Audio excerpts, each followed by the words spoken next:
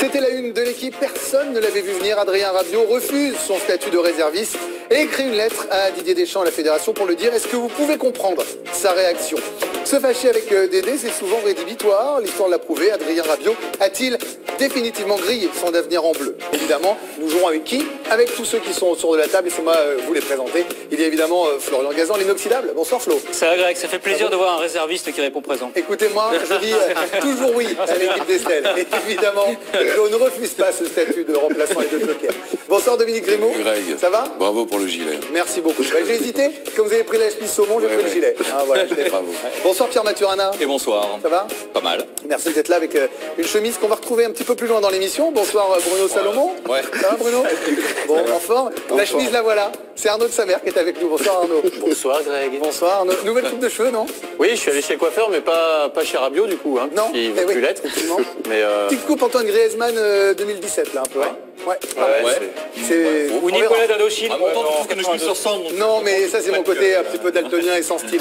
Et Raphaël Sebaoun est également là. Bonsoir Raphaël. Bonsoir. Pendant je vous avais envoyé un mail pour vous dire que je pouvais pas venir, mais finalement je suis là. Nous fait l'honneur d'être là. Comme vos mails vont directement en spam. Ah Vous ouais, voyez, c'est ça. pour moi vous êtes venus. Pas comme Deschamps. Et on n'en parle plus. Bon, une riche émission ce soir. Nous allons tout de suite retrouver Pierre Niguet qui est à Clairefontaine avec ce coup de tonnerre, évidemment, Adrien Rabiot qui refuse son statut de réserviste. Bonsoir Pierre, vous êtes à Clairefontaine.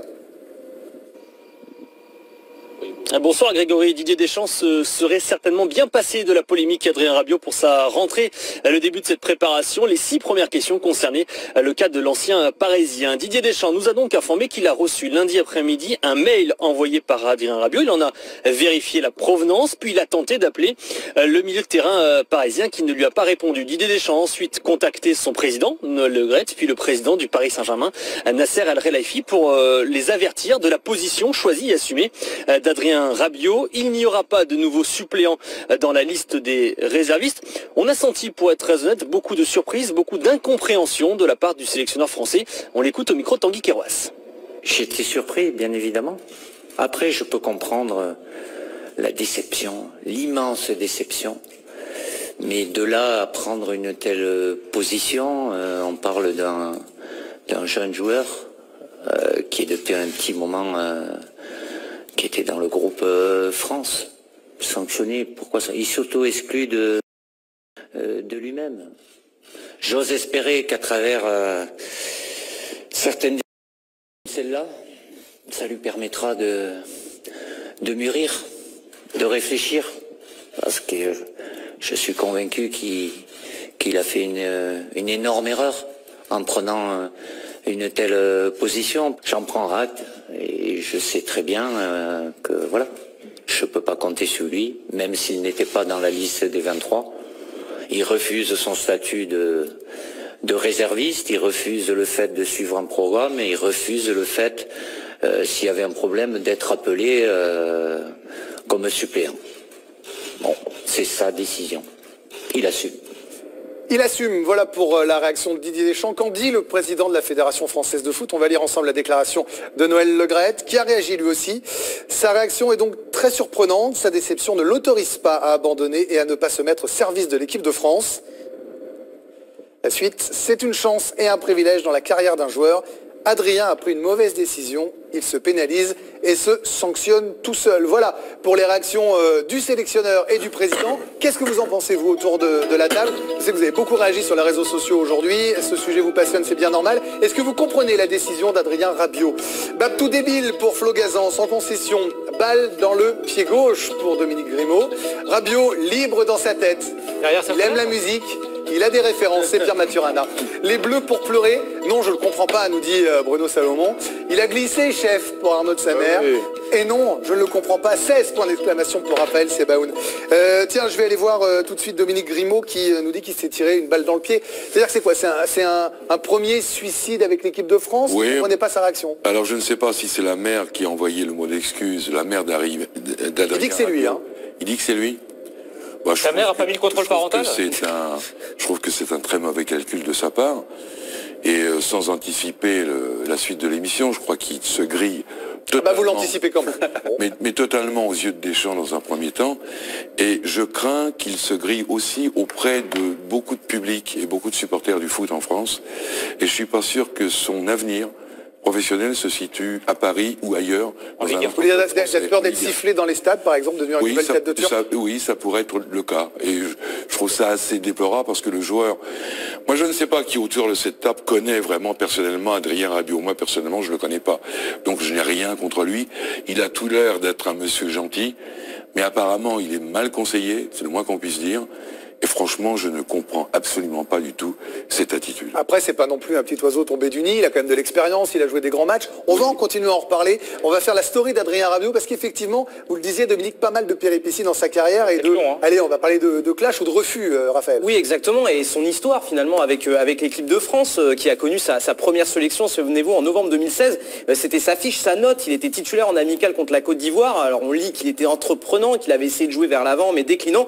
Et puis, il avait été victime dans ce match d'une déchirure à l'ischio-jambier gauche. Son début d'histoire avec l'équipe de France avait donc mal commencé. Arrive ensuite son 4e match avec les Bleus face à la Bulgarie où il remplace N'Golo Kanté à la 56e minute. Il avait donné l'impression de ne pas entrer dans son match. Il n'y avait pas d'agressivité, et pas d'apport technique. Et après la rencontre, eh bien Rabiot, souvenez-vous, avait eu des propos maladroits. Très dur pour toi d'entrer dans cette rencontre? C'était assez dur parce qu'il faisait froid, j'étais pas chaud, c'est compliqué. J'avais aussi la peur de me blesser quand on rentre dans des conditions comme ça, donc à ce niveau-là, ouais.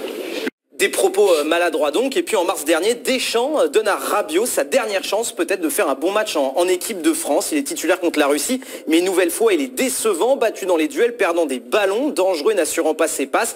Et donc quand on fait le bilan de ces matchs en équipe de France et de ces quelques sélections, regardez avec les notes moyennes du journal L'Équipe, eh bien ça dépasse jamais le 5, moyenne de 4 sur 10. Voilà, si on prend les notes moyennes dans le journal L'Équipe. Donc en équipe de France, c'est compliqué. S'ajoute à ces mauvaises prestations, ses revendications au Paris Saint-Germain de préférer jouer relayeur plutôt que sentinelle. Écoutez petit florilège de ses déclarations. Je préfère jouer en tant que relayeur, gauche ou droite, ça peu importe. Et après à quel poste, je sais pas. En tout cas, je sais que si on fait appel à moi, je serai présent. Je répondrai présent, que ce soit en tant que sentinelle devant la défense ou milieu relayeur gauche, droite, peu importe. J'ai rien à dire là-dessus, j'ai jamais dit que je voulais pas jouer en sentinelle, j'ai jamais dit que je n'aimais pas jouer en sentinelle. On m'a demandé ce que je préférais à chaque fois, j'ai dit que je préférais jouer relayeur, mais j'ai jamais dit que j'aimais pas jouer en sentinelle. La volonté de pas évoluer en sentinelle, c'est pas ça, parce que c'est pas ma mentalité. Quand je suis sur le terrain, je m'adapte aux consignes et aux postes auxquels le coach me met. On m'a demandé où je préférais jouer et j'ai dit que c'était relayeur, mais quand je dois jouer en sentinelle, je le fais et j'essaie de faire du mieux possible. Sentinelle, relayeur, en tout cas la liste de Didier Deschamps est tombée la semaine passée. Suppléant, Adrien Rabiot, le sélectionneur, vous allez l'entendre, avait justifié ses choix. Il y a un critère sportif qui est là, des performances en club et évidemment des performances en équipe de France. Et les performances d'Adrien en équipe de France ne sont pas du tout du même niveau que celles qu'il a eues cette saison avec le PSG. Après, la concurrence d'Adrien Rabiot, c'est Corentin Tolisso, Paul Pogba et Blaise Matuidi. C'est le même registre. Et par rapport à une construction de liste, j'ai pris l'option Steven Nzonzi. Vous devinez pourquoi, mais parce que c'est plus proche du registre, même s'il n'a pas le même gabarit, mais c'est quelqu'un qui est plus proche du registre de N'Golo Kanté. C'est aussi et surtout un problème d'utilisation et de poste qui me fait prendre Steven. Voilà pour cette longue story d'Adrien Rabiot. Avant d'aller voir Pierre et Arnaud, Pierre qui comprend Adrien Rabiot, en tout cas qui tente de le comprendre. Bruno, vous qui suivez le Paris Saint-Germain très régulièrement, c'est vrai qu'on a l'impression qu'il y a un sentiment à la fois d'incompréhension, parce que quand on réécoute tout ça, on se dit qu'il n'a pas vraiment dit ça, mais il l'a dit sans le dire, et puis aussi un immense gâchis, parce que quel talent. C'est un gâchis. Je vous rappelle que c'est quand même un joueur qui a été capable d'aller voir Carlo Ancelotti, de lui dire t'es gentil, moi je vais pas apprendre avec toi, je vais partir à Toulouse pendant 6 mois, préférer d'aller à Toulouse. Donc en fait, il fait des choix qui sont vraiment incompréhensibles. Le seul truc où j'essaie de le rattraper sur cette histoire de la Bulgarie, où je rappelle juste que la Bulgarie, il remplace N'Golo Kanté à la 38e. Et en fait, il dit j'étais pas chaud parce qu'on lui a dit vite, rentre. Ouais. Et il a eu peur de se claquer sur les 7 premières minutes. Donc ça, c'est une maladresse verbale. Voilà, c'est une maladresse. Mais après, derrière, il n'en fait qu'à sa tête. Et au final, il est en train de payer cela. Il a 23 ans. Quand j'entends Didier Deschamps dire j'espère qu'il va grandir, j'espère vraiment que ça va être des leçons et que peut-être on le reverra après l'ère Deschamps, parce que là c'est fini, comme tu l'as dit Dominique, c'est terminé, quand on connaît un peu le personnage. Alors, mais ensuite c'est un garçon qui a 200 matchs dans les pattes, qui a l'impression dans sa tête qu'il est fait pour être le taulier.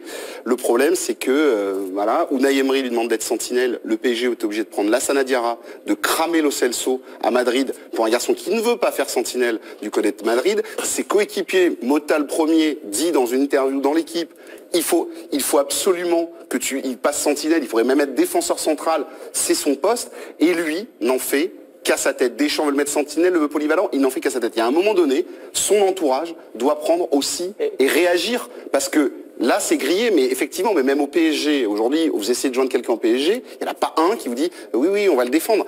On va le laisser dans la nature. Alors déjà, il trouvait qu'il n'avait pas été défendu quand Deschamps fait son annonce, mais là, il n'y a plus personne qui veut le défendre au Paris Saint-Germain. Bruno, t'oublies en plus qu'ils exfiltrent Matuidi pour lui faire une place en or. Oui, c'est vrai, il a été mis en condition. On regarde le tweet qui est passé, j'ai vu grosso modo, s'il ne revient pas, c'est voilà, mais comment refuser une place, même suppléant en équipe de France?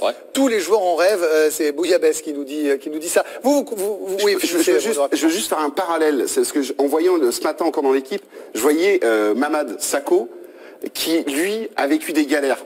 Mamadou Sakho, quand il était à Paris, il est parti de Paris. Je vais pas travailler avec Thiago Silva, moi je vaux mieux. Et on sait la galère. Et on sait les déclarations qu'il a faites quand on lui a annoncé qu'il était suppléant. Pour lui, c'était une victoire. Pour lui, il est fier d'être suppléant et il se dit, je suis fier d'être bleu. Et il y a vraiment une question de... On sent qu'il n'a pas la mentalité d'être en équipe de France. Et finalement, écoute, va vivre ta vie. Au contraire. Mais non. Au contraire, c'est la déclaration d'un mec qui dit, moi je veux être dans les 11, au pire je veux bien être dans les 23. Mais non, je veux pas être suppléant, il a le courage de le dire. Moi, je en équipe de France, c'est pas.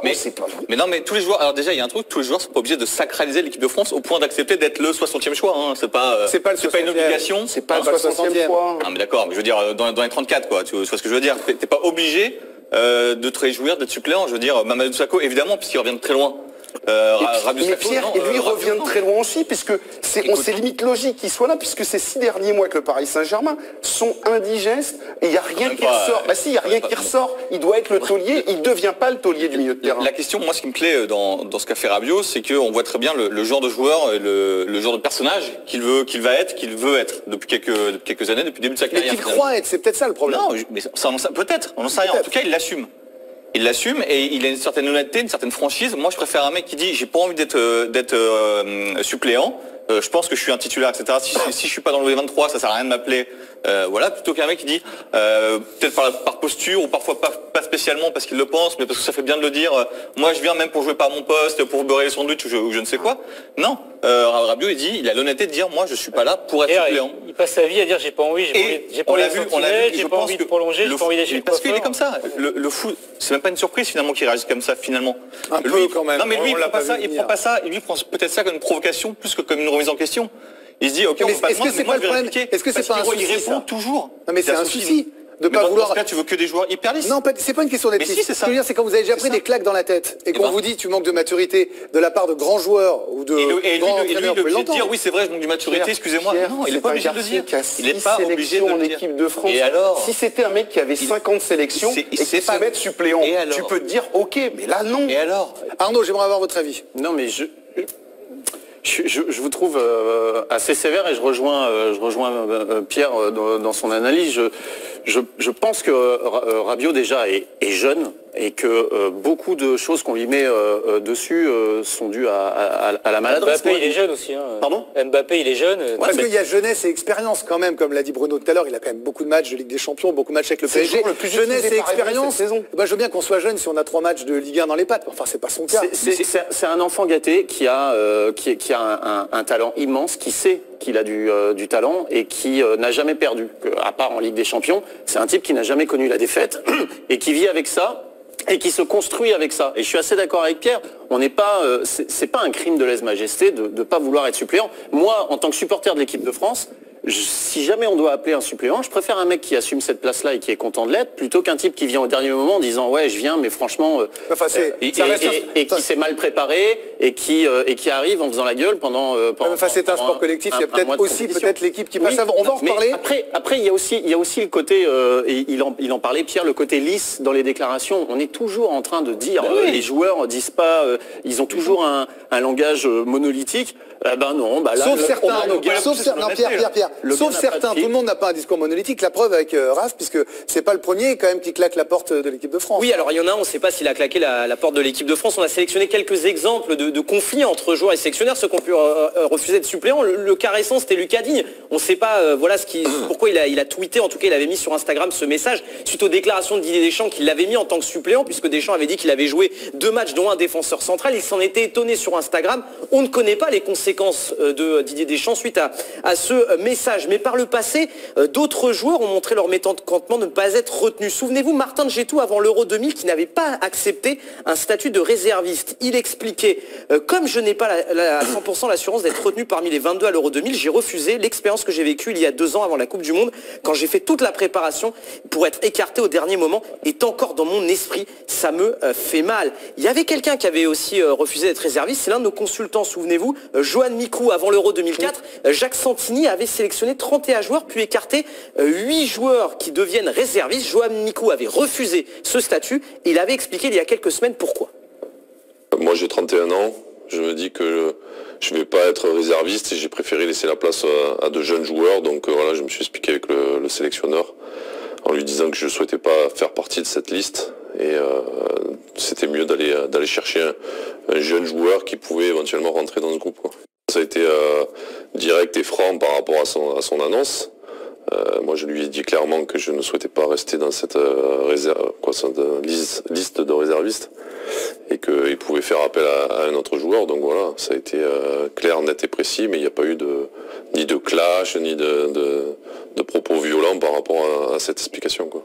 Voilà donc les explications de Johan Mikou. Alors un dernier exemple à vous donner, tiens d'ailleurs toujours sous l'ère Santini, c'était celui de Nicolas Anelka qui n'avait pas été appelé en 2003 lors des derniers matchs. Il avait déclaré, souvenez-vous, je n'ai pas besoin de l'équipe de France, qu'il s'agenouille devant moi, s'excuse d'abord et après je réfléchirai dans ma tête. J'ai déjà fait une croix sur l'Euro 2015. C'est autre chose, c'est autre verbatim. Pierre, je voudrais qu'on aille voir Dominique quand même, après j'ai entendu vous exprimer, mais Dominique, regardez ce tweet qu'on a relevé tout à l'heure, si vous pouvez nous le montrer, parce que je sais que ça vous fait beaucoup réagir sur les réseaux sociaux. Imaginez-le dans les 23 et qu'il ne joue pas, ça peut être le bordel assuré. On l'a souvent répété que 23 ne sont pas les 23 meilleurs, les 11, 12, 13, voire 14 meilleurs, 4-5 qui peuvent être décisifs, et puis le reste en bon compagnon. Moi je pense qu'en fait, son attitude justifie le fait que Deschamps ne l'ait pas pris dans les 23. Voilà, tout simplement. Il y a sa qualité de joueur, qui est indéniable. Bon, c'est vrai que il a combien de sélections? 6 6. Il nous a jamais impressionné sous le maillot bleu. Il a jamais eu 6 dans l'équipe. La grande différence qu'il y a, c'est que Joe Mikou vient de le dire, il a 31 ans quand il refuse. Lui, il en a 23. Et je trouve ça complètement... Non, mais, je le dis et je le répète. Pardon Dominique, avec tout le respect que j'ai pour toi et l'amour que je te porte... J'en veux pas de ton amour. C'est très paradoxal. C'est très paradoxal ce que tu dis. Tu dis son attitude là et la raison pour laquelle Deschamps l'a pas pris. Et dans la phrase, la continuité de ta phrase, tu dis il a jamais été bon en équipe de France. Alors attends, soit parce que c'est un critère sportif et c'est ce que semble dire Deschamps, et moi j'ai envie de le croire, soit c'est une attitude de petit con. Et j'en suis pas persuadé. Ça peut être les deux. Je vois pas, à part cet épisode-là, je vois pas dans son comportement des mecs qui se battent pour leur contrat, qui font chier pour leur contrat. On en a vu, mais ce qu'on lui reprochait, c'est peut-être que ces derniers matchs n'étaient pas où il n'était pas combattant sur le terrain. Vous voyez ce que je veux dire, Arnaud? Les 2 derniers matchs juste sportivement, ça c'était plus gênant. Et effectivement, moi, à la limite, je peux ne pas comprendre que lui, il comprenne pas pourquoi il est sélectionné. Ça peut me dépasser un peu parce qu'effectivement, il y a des gens qui sont meilleurs que lui et qu'on a plus ou moins tous anticipé la surprise que Rabiot n'y serait pas. Bon, à la limite. Maintenant, il est comme ça, quoi, depuis le début de sa carrière. C'est un mec qui remet à sa place Neymar ou Zlatan, il va au clash, il a peur de pas grand-chose. Franchement, moi je trouve que ça fait du bien dans le foot d'avoir des mecs comme ça, avec un tel ego. Dans d'autres pays, c'est extraordinaire d'avoir des mecs qui ont de l'ego, c'est super. Je voudrais qu'on enchaîne quand même, parce qu'évidemment, on parle d'Adrien Rabiot, mais on va y revenir, Dominique, mais je voudrais qu'on écoute le sélectionneur, Didier Deschamps, parce qu'on se pose la question, et vous avez ouvert d'ailleurs tout à l'heure votre prise de parole avec ça, est-ce qu'il est grillé avec l'équipe de France? Peut-être sous l'ère Deschamps, en tout cas, vraisemblablement, l'historique ne plaide pas pour lui. Voici la réponse du sélectionneur. sélectionneur.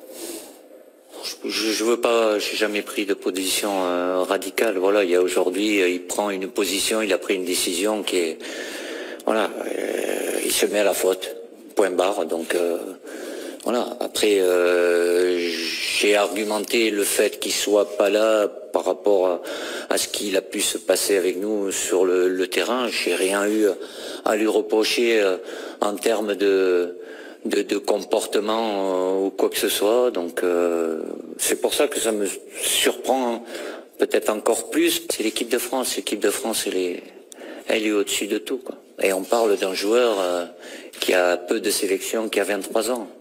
Ça serait peut-être la même chose, mais un de 30 ans qui a déjà vécu 50 sélections, ça me surprendrait aussi.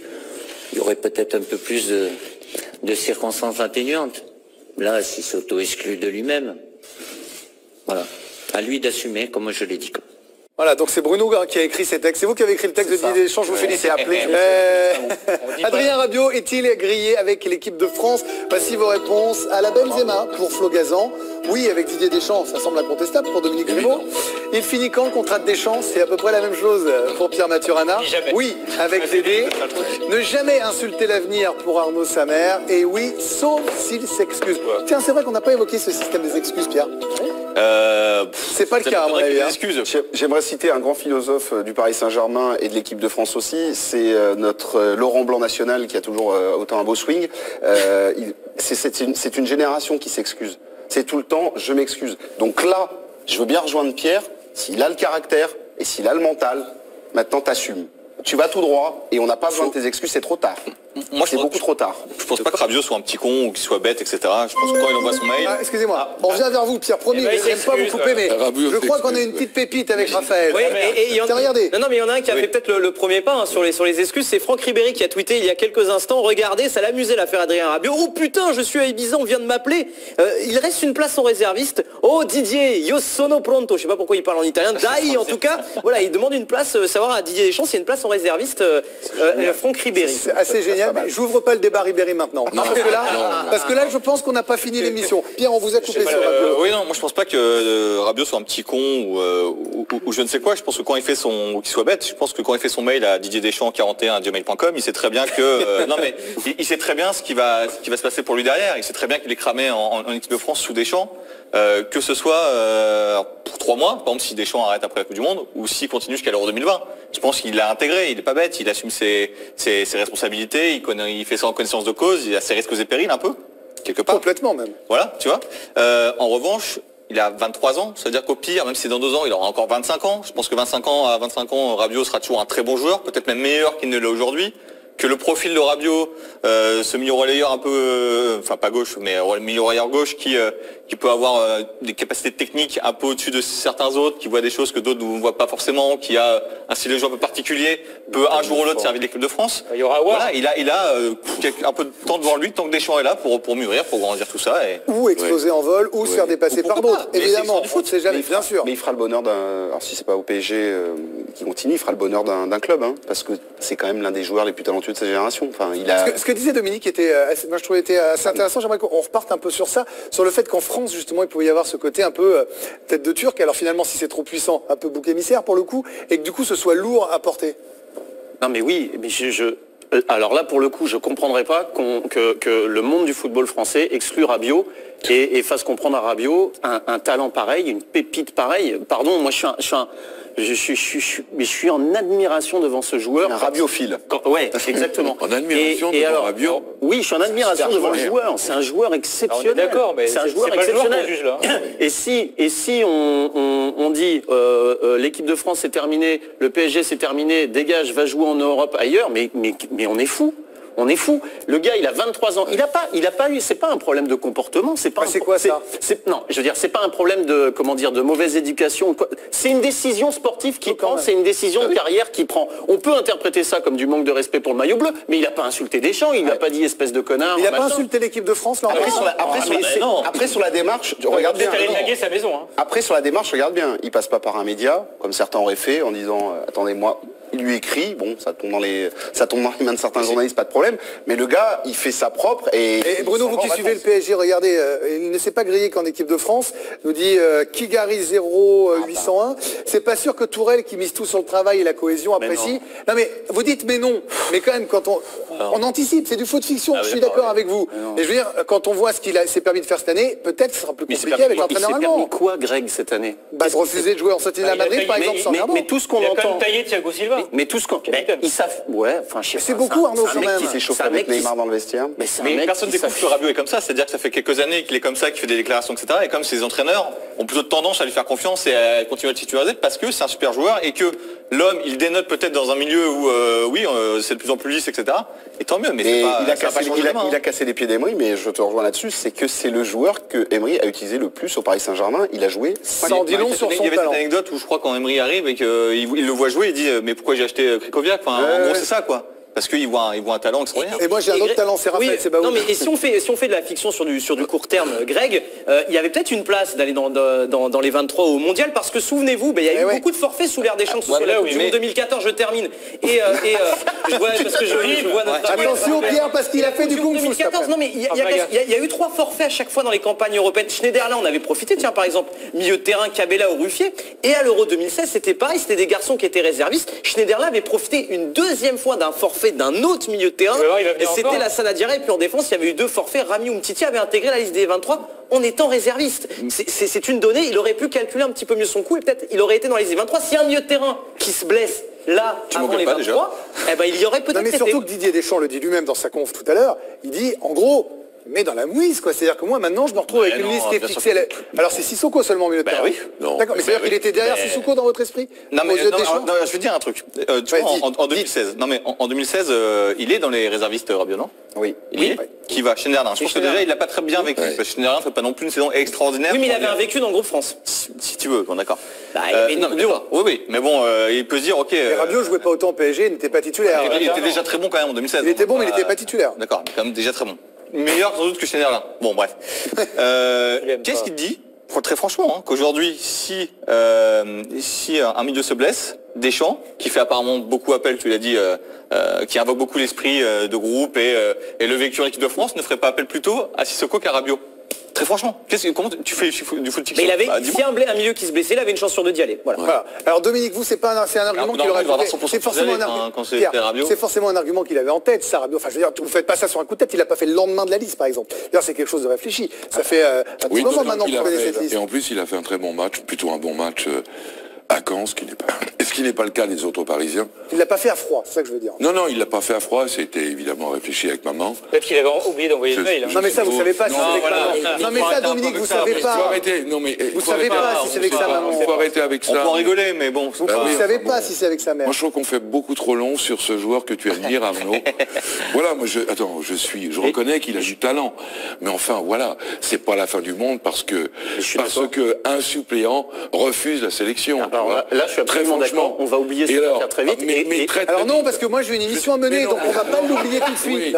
Vous êtes sympathique, mais vous êtes là au courant de ce qu'on fait. Moi, ce qui me gêne un peu dans l'histoire, c'est que Didier Deschamps n'ait pas appelé, par exemple, le Lyonnais Aouar à sa place. Tu vois, ça aurait été pour moi absolument. Pardon? Ou Touzard, mais plutôt Aouar. Moi, bon, après, il y avait pas. Mais juste, oui, il a le droit. Et juste par rapport à cette donnée, il faut savoir que les espoirs sont aussi à Clairefontaine, Touzard, Aouar ou même Ndombele sont là, donc ils sont disponibles. Et eux, ils n'ont pas besoin de suivre le programme puisqu'ils s'entraînent normalement. Voilà. J'aimerais qu'on parte à Clairefontaine justement pour retrouver Pierre Niguet parce que c'était donc la rentrée des classes. C'était le premier jour du rassemblement pour les 22 bleus sans Raphaël Varane qui jouera la finale de la Ligue des Champions avec le Real Madrid contre le FC Liverpool. Alors Pierre, comment ça se passe au niveau ambiance? Est-ce que c'était studieux? Est-ce que c'était, on est content de se retrouver, on va vers la Coupe du Monde ensemble? Oui, c'est officiellement parti cette préparation. Ils sont 22 joueurs français, il ne manque que Raphaël Varane, concerné par la finale de Ligue des Champions ce samedi à Kiev. Les joueurs sont tous arrivés avant midi. Sauf Antoine Griezmann, 15 petites minutes de retard. Cet après-midi, il y a eu les essayages des costumes officiels. Et en fin d'après-midi, début des exercices physiques, une sortie en VTT pour certains, des soins, début du travail de réathlétisation. Demain, c'est la première véritable séance, Grégory. À partir de 17h30, nous serons bien sûr en direct sur la chaîne L'Équipe. L'occasion de voir aussi l'état de santé d'Ousmane Dembélé qui a pris un coup. Il n'inspire plus d'inquiétude à Didier Deschamps qui nous a pourtant confié et qu'il a eu une véritable frayeur en voyant l'action en Liga le week-end passé. Enfin, petit moment d'émotion, il faut bien l'admettre, puisque Laurent Koscielny, forfait pour cette Coupe du Monde, a choisi d'écrire une lettre à tous ses coéquipiers pour les encourager. Didier Deschamps confiait tout à l'heure en conférence de presse que cela avait énormément touché le groupe. Merci Pierre, on se retrouvera un petit peu plus tard dans l'émission évidemment puisque vous êtes notre envoyé spécial à Clairefontaine. Qu'en pensez-vous, vous justement du cas Rabiot? Est-ce que vous trouvez ça normal? Est-ce que vous comprenez son départ de la liste des réservistes? Voici le résultat du sondage sans surprise. Oui, non, pouvez-vous comprendre le choix d'Adrien Rabiot? La réponse se suspend. Vous voulez que je fasse le roulement de tambour? Non à 82%, c'est un non franc et massif. Les 18%, c'est Arnaud Samer qui a voté non-stop avec Pierre Maturana sur le compte Twitter de l'équipe d'Estelle.